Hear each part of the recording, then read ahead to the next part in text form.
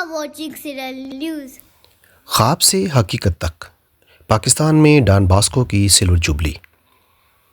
مقدس جان باسکو کی سلیشین جماعت کی پاکستان میں موجودگی اور Don Bosco technical and youth centre کی سلور جوبلی گزشتہ دنوں لاہور میں شایان نشان طریقے سے منائی گئی۔ سلور جوبلی کی تیاریوں اور ضمنی تقریبات کا دورانیہ ایک ماہ پر محیط رہا۔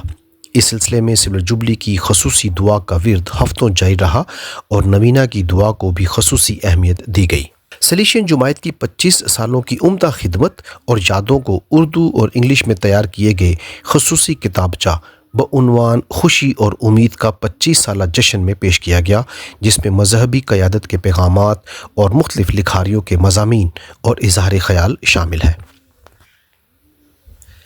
مرکزی تقریب کے مہمان خصوصی پاکستان میں پاپائی سفیر آرچ بشپ جرمانو پینیموتے اور مہمانان گرامی میں عزت مآب کارڈینل جوزف کوٹس اور راولپنڈی اسلام آباد ڈائسس کے آرچ بشپ جوزف ارشد شامل تھے، جبکہ یہ یادگار تقریب دیگر ملکی اور غیر ملکی مہمانوں کی آمد سے بھی سجی ہوئی تھی۔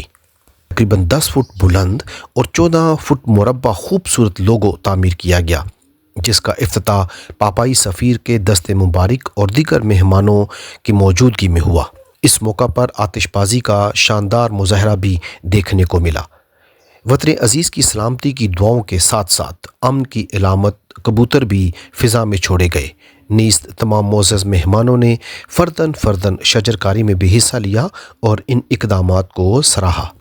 ریورنڈ فادر نوبل لال کی انتھک محنت اور ان کی جماعت کے ویژن کی بنیاد پر مقامی نوجوانوں کے روشن مستقبل کے لیے قائم کیے گئے میڈیکل کالج کا افتتاح اور فرنیچر سازی کے شعبہ سے وابستہ نوجوانوں کے لیے اضافی عمارت کا افتتاح بھی سلور جوبلی تقریبات میں شامل تھا۔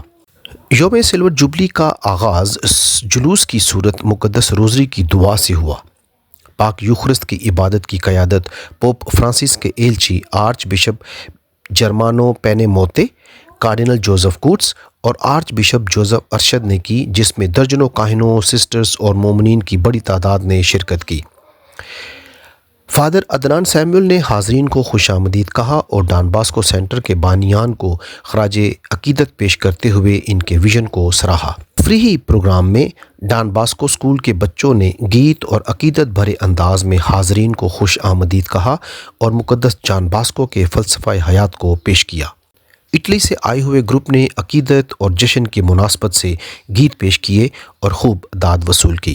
مارچ 2015 میں خودکش حملہ آور کو چرچ میں داخل ہونے سے روکنے کے نتیجہ میں شہید ہونے والے نوجوان آکاش بشیر کی زندگی پر مبنی خصوصی کتابچہ بعنوان ایمان اور حوصلہ کی رونمائی بھی کی گئی اور اس موقع پر خدا کے خادم آکاش بشیر کے والدین اور بہن بھائی بھی موجود تھے۔